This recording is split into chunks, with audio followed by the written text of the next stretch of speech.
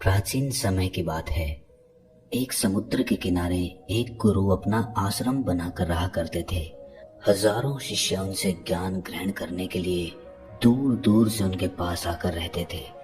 गुरु का ज्ञान देने का तरीका भी बड़ा ही अनूठा था। शुरुआत में वो अपने शिष्यों को उपदेशों के माध्यम से ज्ञान देते थे। उसके बाद वो अपने शिष्यों को उस ज्ञान का अनुसरण करने के लिए कहते थे। उस ज्ञान को अपने व्यवहारिक जीवन में उतारने को कहते थे।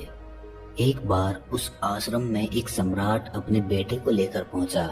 उस सम्राट ने उस गुरु से प्रार्थना की कि आप मेरे बेटे को अपने आश्रम में रहने दें और अपने तरीके से उसे ज्ञान दें। उसे इस आश्रम में बिल्कुल भी ऐसा नहीं लगना चाहिए कि वो किसी सम्राट का बेटा है। उसे बिल्कुल साधारण शिष्यों की तरह ही ज्ञान देने की कृपा करें। गुरु ने मुस्कुराते हुए कहा कि सम्राट, ज्ञान इसी तरीके से लिया जा सकता है। अगर तुम अपने आप को दूसरों से बड़ा समझोगे तो तुम ज्ञान ग्रहण नहीं कर पाओगे। अगर तुम्हें ज्ञान ग्रहण करना है तो तुम्हें दूसरों की तरह अपने आप को साधारण समझना होगा। यही ज्ञान ग्रहण करने की सबसे पहली सीढ़ी होती है। तुम निश्चिंत रहो, आज से तुम्हारे बेटे की जिम्मेदारी मेरे कंधों पर रही। ये कहकर गुरु सम्राट के बेटे को अपने साथ लेकर समुद्र के किनारे टहलने के लिए निकल गए। आश्रम के बाकी सभी बच्चे उस सम्राट को देख रहे थे। सम्राट अपने बेटे को अपने रथ पर बिठा कर लाया था, जिससे सभी बच्चे समझ गए थे कि ये लड़का सम्राट का बेटा है। इसी वजह से आश्रम के सभी बच्चे सम्राट के बेटे की तरफ आकर्षित हो गए थे। जब गुरु सम्राट के बेटे को लेकर समुद्र पर टहल रहे थे तो सम्राट का बेटा अचानक फूट फूट कर रोने लगा, क्योंकि अभी वो सिर्फ 12 वर्ष का था और 12 वर्ष की आयु में उसके पिता उसे अपने से दूर छोड़कर चले गए थे। ये सदमा वो बच्चा सहन नहीं कर पा रहा था। वो नहीं समझ पा रहा था कि उसके पिता उसकी भलाई के लिए उसे उस गुरु के पास छोड़कर गए हैं। उसे रोते हुए देखकर गुरु ने कहा कि बेटा, मैं तुम्हें चुप नहीं करूंगा। हो सकता है कि आज मैं तुम्हारे आंसू पोंछ दूं, लेकिन कल तुम फिर अपने आप को अकेला पाओगे। याद रखना, जीवन में इंसान अकेला आता है और अकेला ही जाता है। जितनी जल्दी जो इंसान इस बात को समझ लेता है, वो उतनी जल्दी आत्मज्ञान के रास्ते पर निकल पड़ता है।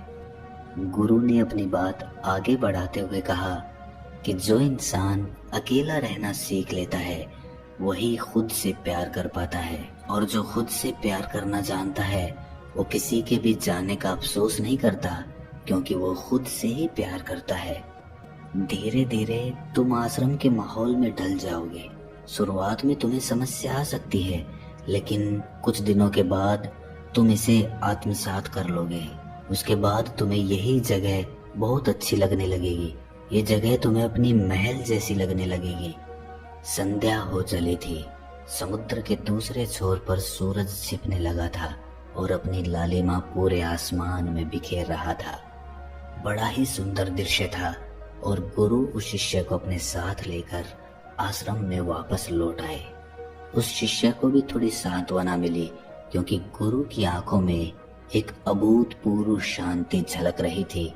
और जब हम किसी एकांतवासी गुरु की आंखों में वो शांति देख लेते हैं तो हमारे हृदय पे से भी सारा भार हट जाता है, मन एकदम निर्मल हो जाता है।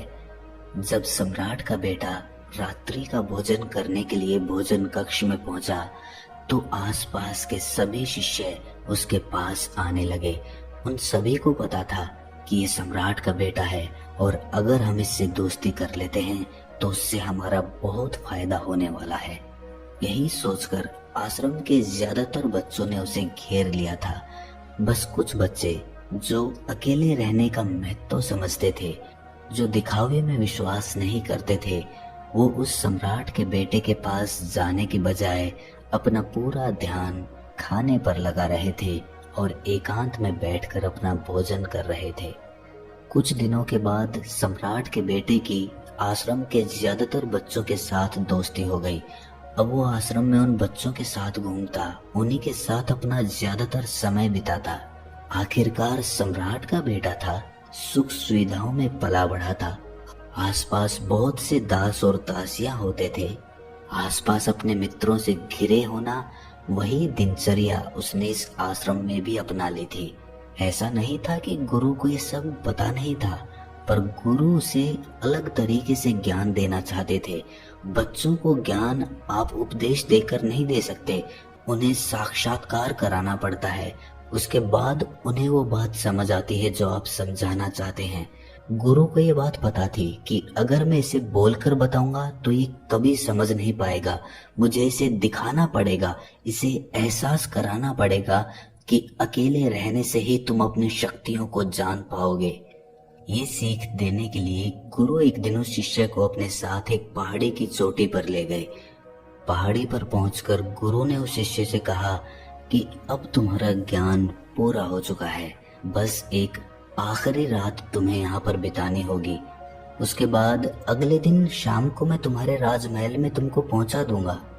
वो बच्चा तो ये सुनकर बहुत खुश हो गया कि अब मैं वापस अपने राजमहल चला जाऊंगा। फिर से मेरे दास और दासियां, सारी भोग की वस्तुएं मेरे पास होंगी। उस शिष्य ने गुरु से पूछा कि गुरुजी, मुझे आज रात आप यहाँ पहाड़ी पर क्यों छोड़ रहे हैं? आखिर मुझे कौन सा आखिरी ज्ञान यहाँ से मिलेगा? गुरु ने मुस्कुराते हुए कहा कि यहाँ पर चट्टान के पीछे तुम्हें छिपकर बैठना होगा। यहाँ पर रोज रात को एक बाज आता है, तुम्हें उस बाज को देखना है, बड़ी गौर से देखना है, हर गतिविधि देखनी है।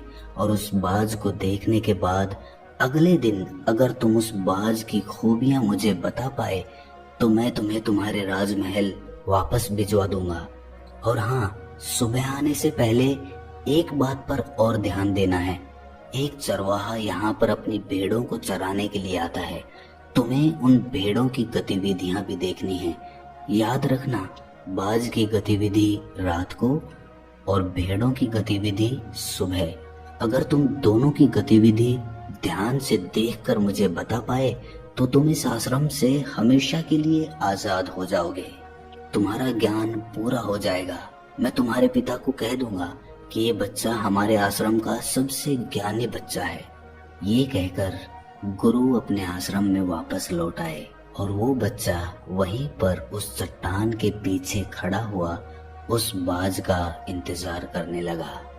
काफी वक्त बीत जाने के बाद वहां पर एक बाज अपने बच्चों के साथ पहुंचा। सम्राट के बेटे ने पूरी रात उस बाज की गतिविधि बड़े ही ध्यान पूर्वक देखी और सुबह होने के बाद जब चरवाहा वहां पर अपनी भेड़ों को लेकर पहुंचा तो उसने एक अभूतपूर्व दृश्य देखा। उसने देखा कि वो बाज भेड़ के एक मेमने को अपने पंजों में दबाकर आसमान में उड़ गया। उसने उस भेड़ के बच्चे का शिकार कर लिया था। ये सारा दृश्य देखकर वो बच्चा आश्रम में वापस अपने गुरु के पास पहुंचा। इससे पहले कि गुरु उससे कुछ पूछते, उसने गुरु को प्रणाम करते हुए कहा कि गुरुदेव, आप आश्रम के सभी बच्चों को यहाँ पर बुला लीजिए। मैं सब लोगों को बताना चाहता हूँ कि मैंने क्या देखा। जब आश्रम के सभी बच्चे वहां पर पहुंच गए तो उस सम्राट के बेटे ने कहना शुरू किया कि मैंने अपने जीवन में बहुत से पक्षियों को देखा है, लेकिन बाज उन सभी पक्षियों में से सबसे अद्भुत और सबसे अलग होता है। उदाहरण के लिए एक तोता हम सभी ने देखा है। तोता बोलता तो बहुत है लेकिन कभी ऊंचा नहीं उड़ पाता, लेकिन एक बाज जो कि हर समय शांत रहता है, वो आकाश को भी छू सकता है। उसमें आकाश को भी छू लेने का सामर्थ्य होता है। जब भी एक बाज अपने शिकार को निश्चित कर लेता है तो वो उसी शिकार पर अपनी नजरें गड़ाए रहता है, चाहे वो कितनी भी ऊंचाई पर क्यों ना हो, चाहे कितना भी बड़ा तूफान क्यों ना आ जाए, लेकिन उसकी नजर हमेशा अपने लक्ष्य पर स्थिर रहती है। आज सुबह जिस बाज को मैंने देखा उसने हर भेड़ को अपना शिकार नहीं बनाया, बल्कि उस भेड़ों के झुंड में से उसने उस भेड़ के मेमने को अपना शिकार बनाया। उस बाज की तरह हमें भी अपना ध्यान अपने एक ही लक्ष्य पर स्थिर रखना चाहिए, चाहे कितनी भी अड़चने क्यों ना आए, हमें अपना लक्ष्य स्पष्ट दिखाई देना चाहिए। 10-20 अलग अलग लक्ष्यों में अपनी ऊर्जा बर्बाद करने के बजाय हमें किसी एक लक्ष्य पर पूरी एकाग्रता के साथ ध्यान देना चाहिए। तीसरी बात जो मैंने उस बाज से सीखी और जो हम सभी को सीखनी चाहिए वो ये है कि बाज कभी भी दूसरे पक्षी के साथ नहीं उड़ता, वो हमेशा आकाश में अकेला उड़ता है। इससे हमें ये सीख लेनी चाहिए कि हमें कभी भी छोटी सोच वाले लोगों के साथ नहीं रहना चाहिए। आखिरकार हम भी वही बन जाते हैं जिनके साथ हम रहते हैं। इसीलिए या तो बड़ी सोच वालों के साथ रहो या फिर अकेले रहो, क्योंकि जब हम अकेले रहते हैं तभी हम खुद की ताकत और खुद की कमजोरियों को जान पाते हैं।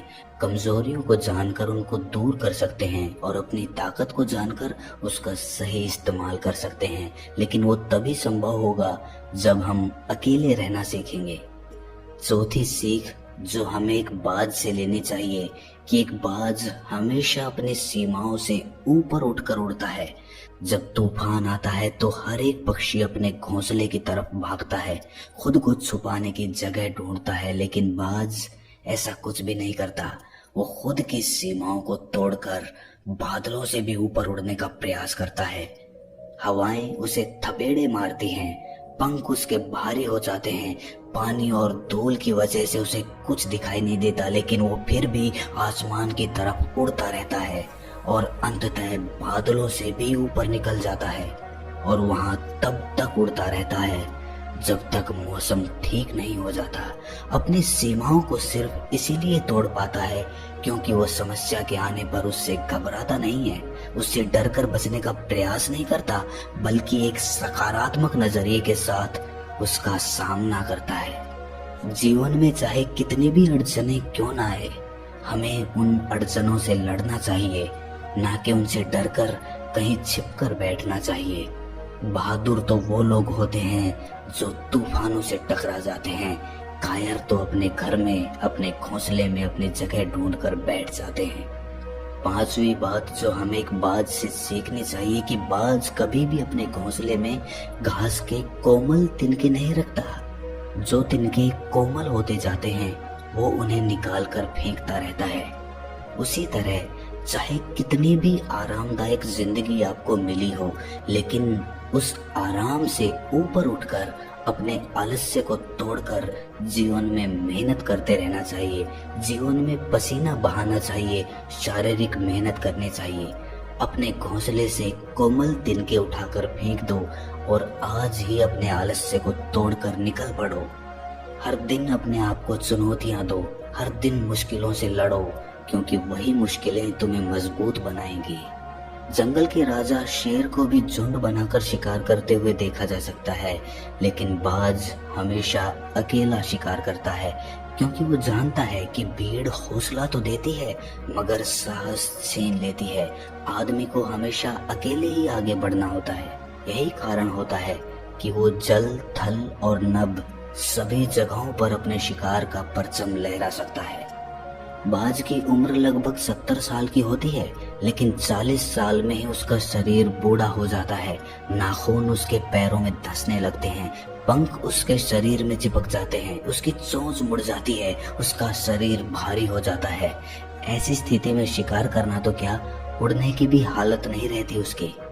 ऐसे में उसके पास सिर्फ 2 विकल्प होते हैं। पहला, या तो वो खुद की इस अवस्था को स्वीकार कर ले और भूखा प्यासा मर जाए या किसी दूसरे जानवर का शिकार बन जाए, और दूसरा विकल्प ये होता है कि वो 6 महीने एक बहुत ही दर्दनाक प्रक्रिया से गुजरे और खुद को फिर से पहले जैसा मजबूत बना ले। लेकिन बाज तो बाज है, वो दूसरा विकल्प चुनता है। इसके लिए वो खुद को एक बहुत ही ऊंचे पहाड़ पर ले जाता है, जहां वो पहले अपनी चोंच से अपने सारे पंख खींच खींच कर उखाड़ देता है और फिर चट्टान पर पैर मार मार कर अपने पंजे तोड़ देता है। उसके बाद उसी चट्टान पर अपनी चोंच को पटक पटक कर तोड़ देता है और इस लहूलुहान अवस्था में खुद को दूसरे जानवरों से छुपाता फिरता है। अगले 6 महीने तक वो इसी दर्दनाक प्रक्रिया से गुजरता है और इंतजार करता है नई चोंच, नए पंख और नए पंजों का। तब फिर वो अपनी नई जिंदगी शुरू करता है और निकल पड़ता है अपने शिकार पर और अगले 30 सालों तक फिर से राज करता है। इसीलिए समय आने पर हमें भी अपनी पुरानी आदतों को छोड़ना पड़ता है और कुछ नया सीखना पड़ता है। समय के साथ बदलना पड़ता है, अपने आप को तैयार करना पड़ता है, वरना हमारा भी शिकार हो सकता है, हम भी पीछे रह सकते हैं। इसके बाद सम्राट के बेटे ने भेड़ों की विशेषता बताते हुए कहा कि भेड़ हमेशा झुंड में चलती है। उन्हें झुंड में एक साथ चलने से हिम्मत मिलती है, लेकिन जैसे ही उन पर शिकार होता है वैसे ही वो भीड़ तितर बितर हो जाती है और उस पूरी भीड़ में से एक भी भेड़ अपने साथी की मदद करने के लिए वापस नहीं लौटती। इससे हमें ये सीख मिलती है कि हमारे साथ कितने भी लोग खड़े हों, किसी पर भी यकीन नहीं करना। यकीन करना तो खुद पर करना, क्योंकि बुरा समय आने पर वो भीड़ कब तितर बितर हो जाएगी आपको पता ही नहीं चलेगा। गुरु को प्रणाम करते हुए सम्राट के बेटे ने अपने गुरु से कहा कि गुरुदेव, अगर मुझसे कोई सीख रह गई हो तो कृपा करके आप बताने की कृपा करें। गुरु ने सभी बच्चों को संबोधित करते हुए कहा कि ये सभी बातें जो अभी इस बच्चे ने बताई है सब सही है, लेकिन ये सारी खूबियां आप लोगों में तभी पैदा हो पाएगी जब आप अकेले रहने का अभ्यास करेंगे। आपने देखा होगा कि बाज कभी भी किसी दूसरे पक्षी के साथ नहीं रहता, ना ही किसी के साथ अपनी जोड़ी बनाता। वो आसमान में अकेला उड़ता है और अकेला उड़ने की वजह से वो अपनी ताकत और अपनी कमजोरियों को जान पाता है। इसके बाद गुरु ने अपनी बात खत्म करते हुए कहा कि मैं आज रात इस सम्राट के बेटे को इसके राजमहल में छोड़ने के लिए जा रहा हूँ, क्योंकि इसकी सीख यहाँ पर पूरी हो गई है। और ये कहकर गुरु उस सम्राट के बेटे का हाथ पकड़कर राजमहल की तरफ रवाना हो गए और बाकी के सभी बच्चे उन्हें पीछे से जाते हुए देखते रहे। तो दोस्तों, कैसी लगी ये कहानी आपको? कमेंट सेक्शन में ज़रूर बताना, और अच्छी लगी हो तो इस चैनल को सब्सक्राइब करके नोटिफिकेशन बेल को ज़रूर प्रेस कर देना। तो मिलते हैं अगली कहानी में, तब तक के लिए अपना ख्याल रखें।